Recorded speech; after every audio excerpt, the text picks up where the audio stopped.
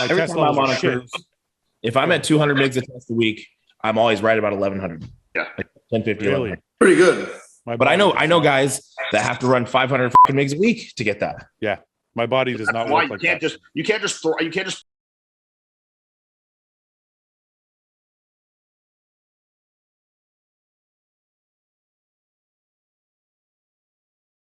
What's up guys, Derek, moreplates.com. Today we're going to be reacting to this clip from Fouad Abiad's podcast that he did with Ian, Nick Walker, Justin Shier. It's basically a ensemble of top IFBB Pro Olympian level bodybuilders and their unique insights into what happens at the top of the sport.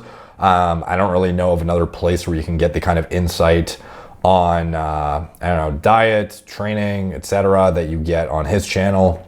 You know, some of the drug use stuff is a lot more cursory, as well as the health, you know, I don't know, preventative medicine kind of stuff, because it's more so from a, you know, what anecdotes and things they've done over the years. And it's definitely worthwhile to listen to that part too as well. But a lot of these guys kind of just do what their coaches suggest them do. Some of them are more self-taught, but ultimately they are, you know, one of the only sources of information I'm aware of who actually has like the first-hand experience of like using shit, what it did to them, and what, you know, they do at a top level, just like shooting the shit in terms of, you know, having a bit more uncensored approach to discussion of, you know, IFBB Pro activities and whatnot. So anyways, in this part, they talk about genetic response and testosterone levels, especially in response to a certain dose of test, which I thought was interesting because it does really highlight genetic variability and sort of gets into the hyperresponder discussion and gives some unique insight into like what is a high or low dose, so to speak. So I'm going to play it from here. We're talking about my test levels and how fucking low they were. And then Guy told a story about him taking, I forget how much he was taking, like 600-700 milligrams of test or something like that. But his test levels were like 300. So it's like the same thing with guys who are like, I don't know if my test is good. I don't know if my juice is good. Go check. Go get some blood work and get your test levels checked. This is honestly one of the most common questions I think I get is guys asking about how much they should dose their crews, which has just become way too rampant. But anyways, separate topic, saying, hey, I don't know how much I should take. Like, you know, do I take 300, 200, 100, whatever? I said, well, start with something low to moderate, 150, 175, whatever. Go get blood work. You'll know. You'll see. You're right in the middle, right at the top, right at the bottom. Decrease a little, increase a little. Very simple. You know? Well, I mean, so it's weird too, because some people take, like, obviously your number's going to be way higher than what you take. Like, I think Paul takes like 300 or 400 a week. Yeah. And his test level is like 1,000. Yeah. Okay, so like where your test lands is going to be relative to the shot frequency when you're actually getting your blood test done. Like, these things are all going to be massively impactful on what your actual biomarker shows at that transient period in time, because ultimately if you do, let's just say you pin your TRT once a week or your cruise, you know, some people can handle that volume, you know, of oil on a once a week basis because it's, you know, not that much shit, depending on what your cruise is, of course. But pinning, you know, 300 milligrams or 400 milligrams, I guess that's split into 2 shots a week. Are you getting your reading done, you know, the day after? Are you getting it done midweek? Do you pin every day? Do you pin once a week? Like, what is that, and what does it look like when you get your blood drawn relative to that, you know, initial injection? So all of this is very, very determinant on what exactly is going to show in this transient, just snapshot in time in your blood work. And again, have you reached steady state to begin with? You know, are you 4 or 5 weeks into your administrations of whatever your current dose is, and have you actually peaked where it's going to be representative of what your actual steady state serum concentrations actually are? These are all things that need to be taken into consideration too, because you could ultimately, let's just say you're doing 200 milligrams a week and you pin it on once a week on Monday, and then you check your blood on Saturday or something. Like, is that representative of like where your blood was at on Tuesday necessarily? Like, these things are going to be very variable depending on how you manage the factors associated with the peaks, the troughs, etc. So, you know what I mean? So it's like, obviously what he's using is good, but I just mean, like you said, you don't have to take shots in the dark. You can go get a test and say, every time I'm on a cruise, if I'm at 200 mgs of test a week, I'm always right about 1100. Yeah. Like 1050. Really? Pretty good. But I know guys that have to run 500 mgs a week to get that. Yeah. My body does not work like that. You can't just throw out numbers for this, because it's not the same for everybody. Yeah. All right, so he says he knows guys who need to take 500 milligrams a week to get to 1,100 nanograms per deciliter total test. presumably. People are going to use these drugs differently. The receptors are different. How they process them, everything's going to be different, Yeah, well, I think I've said that before on the podcast. I said, like, I've tried various amounts from really high to lower. And I always said, like, my best results came at 1250. That's what I would do a week, a test. So he says 1,250 milligrams to be clear, not 1,250 nanograms per deciliter, presumably. And, but I talked to other guys who, I don't know if they're lying or not. They're people that I do trust that were like, yeah, I ran 750 to 800 or 750, 900. I'm at the point now where I use 750 religiously, and that's all I ever do. Yeah. So it's like you're saying, though, but it's not because I'm abusing it more. No. It's just because my body's processing it different. Like if we went and did our tests, I bet you if we took the same amount of gear, your test level will be higher than mine. Yeah. So when he says he does 750 religiously, quick break for a note from one of our sponsors. This is Seed DS01 Synbiotic. So this is the daily pre and probiotic 2-in-1 capsule that I use on a daily basis right now for support of my gut microbiome, gut-brain axis. It is comprised of 24 clinically and scientifically studied strains. And for me, if you've heard me talk about this product before, you know that I kind of refer to it as an insurance policy of sorts, because I had learned how important the gut is in response to, a multitude of different things in the body. And some of those systemic intertwinements are things like not just GI health, which is, the maintaining regularity, easing bloating, not having diarrhea sort of thing, but above and beyond that, gut barrier integrity, something that is critical for not having, like I said, autoimmune issues, and for, just feeling good when you eat high quality foods, ensuring that you have adequate nutrient partitioning and whatnot, which is micronutrient synthesis as well. Also something that is very, very important and supported by good gut health. Also apparently skin health, something that I had learned. Dermatologic health supports healthy skin, having a good healthy microbiome. Cardiovascular health as well, gut immune function, and numerous other things, including emotional stability, mental state, like mood regulation, heavily modulated by gut health, believe it or not. So again, for me, the reason I use this stuff is mainly because it is the one I trust the most as of now, and it's the one that people I trusted in the community were using. So got me heavily interested in it years ago, and they started shipping to Canada. And then shortly after that, they actually, reached out to sponsor me, which was super cool because I was already looking to spend my own money on it anyways. So anyways, if you guys want to support me, you can check it out. The link is in the description below. You get 15% off your first month supply of it using code Derek at checkout. Thanks to Seed for sponsoring today's video, and back to our regularly scheduled programming. Like presumably that is, of test. That does not factor in, GH dose, doesn't factor in, insulin use. If he does use it, it doesn't factor in his, concurrent supplementary, anabolics he uses. Like I'm pretty sure he's a big Boldenone fan for off season as far as I know. And then obviously contest prep, the laundry list of hardeners and, random fucking fat burners and shit gets thrown into the equation. So again, like I'm sure he didn't build his physique off of 750, of course. And I doubt he's trying to say that. And I'm just mentioning that because there's definitely going to be comments about that statement there. Like, there's no fucking way it's just 750. Like, obviously, there are other things that have, weren't being mentioned because it just wasn't part of the question. He's just, making a transient, interjecting comment here. So yes. I don't know what the reason for that is, because I'm not a fucking scientist. Right now, I'm taking 750. That's all I've ever really done. Yeah. Yeah. So when I switch to prop, I'll just do 1 mil a day, 700 milligrams of prop, easy peasy. Yeah. Mm-hmm. Nick's not saying exactly like 4,000. So just joking. Okay, so the inter-individual variability is what I want to get into, because again, Justin mentions how some people need to take 500 to get to 1,100 nanograms per deciliter, which is fucking astronomical dosage territory to get to what is just high normal therapeutic levels essentially.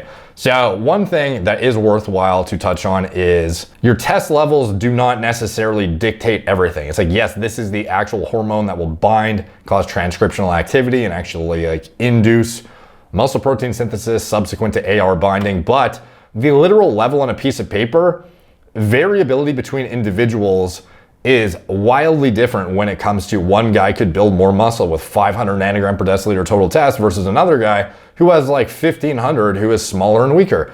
Your total test for you personally will, in an escalating manner, but with diminishing returns, yield, muscle gain.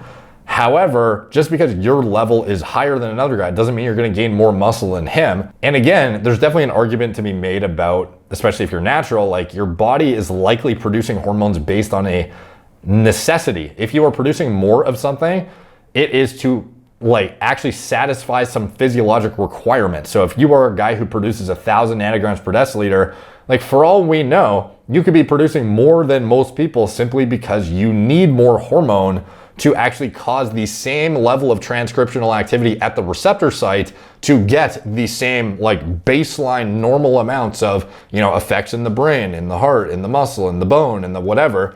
Like that sort of thing is definitely something that should not be discounted as well. But in this video, I basically break down androgen receptor binding and, you know, the things that are impactful of actual muscle building potential, and testosterone levels are not the end all be all.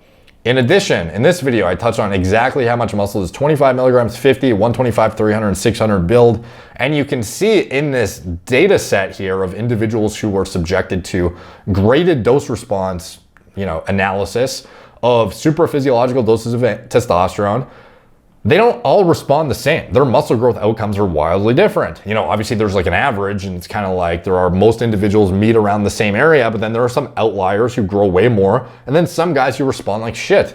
And from the testosterone like serum level aspect too, this video I think is the most useful to reference, the steroid hyporesponder, the story you never hear. And this is basically a video where I dive into some literature elucidating the response of certain individuals' total test levels to different high doses of tests. So 500 milligrams, like obviously, like literally the same dose that Justin was talking about. This is represented in nanomoles per liter. So we can see on day 0 what their serum levels were, day 4 and day 14. So this is good because you don't just see after like a giant crash where it ends up, which is probably what a lot of guys who end up with an 1100 nanogram per deciliter total are getting.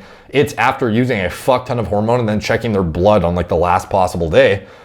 Probably. Again, that's not for everyone though, because here we see 500 milligrams for 4 days in. Like you would assume that a lot of individuals are going to have like a massive spike at this point from 500 mgs and end up at a level that is, you know, over 1,000 easily for sure. And some guys over 2,000 you would think. But we actually break it down. Like here we have like a hyper outlier, and then you see some guy down here literally at like 1/3 the fucking level, dude. Like, if not less. Like this guy's almost creeping up to 120. This guy's almost down. He's like 37.5. Like, it's staggering the difference from the exact same dose. Like this is the exact same shit, the exact same source, pharmaceutical grade stuff. And this is the disparity here. So let's break it down here. So let's just say, you know, you could actually go into the study to see exactly what this number was, but let's just ballpark it. It's like, I don't know, 118 nanomoles per liter, so 118 nanomoles per liter. So one guy is getting 3,400 nanogram per deciliter total T after using a 500 milligram administration 4 days after the fact. Now, obviously you're going to have if you're not spreading out your shots, you're gonna have a disproportionate spike and then a giant crash. And that's why this guy is way down here on day 14, because this is not ideal administration frequency. But nonetheless, this is what a 500 administration is yielding for this particular individual, 3,400 nanograms per deciliter. Now let's look at the guy down here at the bottom of the barrel. Let's just say this is, I don't know, 37, I don't know, 35, 36. Let's just say 36. So we have 36 nanomoles per liter, 1,037. So yes, indeed, there are some individuals, although rare, who are going to end up using 500 milligrams literally all at once, all but very rare, and end up at like basically just over 1,000. Now, those individuals, do they necessarily have, you know, lower muscle growth response? You know, probably. However, it is not the only dictating variable at the end of the day too, because again, remember what I said about transcriptional activity at the receptor.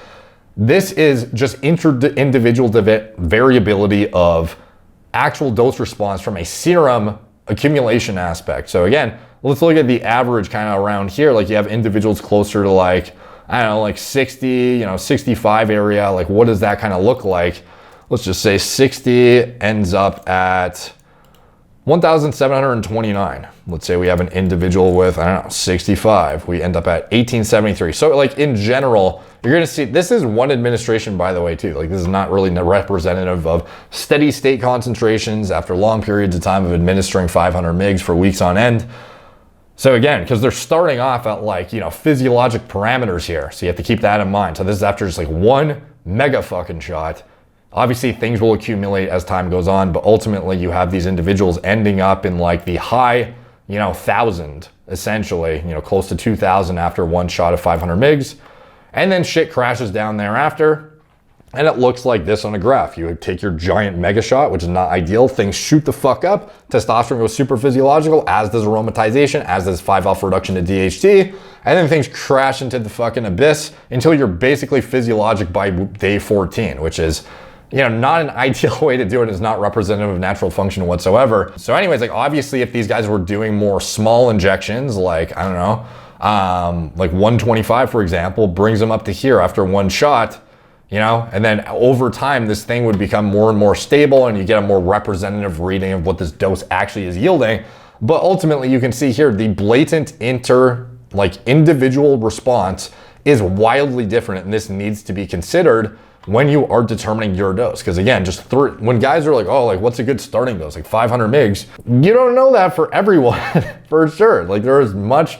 And this again is why titrating up and starting at a reasonable entry level, where's the line of super physiological for you, and then titrate up from that accordingly based on your individual goals, side effect response, dose response overall, etc.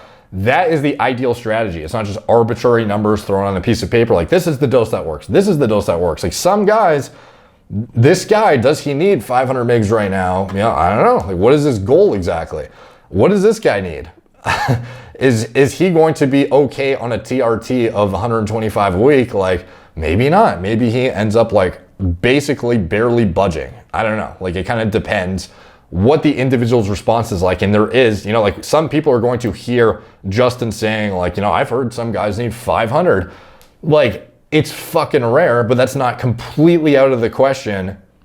It's probably almost out of the question, but not completely impossible for guys. This guy is obviously still super physiological essentially. He's going to have a chronic bleed of hormone. He's going to be, accumulating over time and whatnot. And this is not representative of if you spread out the amount over a week necessarily. But again, that's very, very, unlikely in general. But at the end of the day, it exists. There are individuals who hypo respond, not just hyper respond. And this needs to be considered during individual assessment. And ultimately, I think symptoms, again, if you're trying to alleviate hypogonadal symptoms, what do you feel like? Do you have morning wood? Do you have erectile dysfunction? Do you feel good? Do you have any symptoms of low T? These are things that to be looked at too, not just an arbitrary number on a piece of paper. Are you at the top of the reference range, but you feel like shit still? Maybe let's look at your SHBG and free T. Maybe let's look at other variables. Maybe you're pinning once every fucking 2 weeks and you're getting a giant spike of aromatization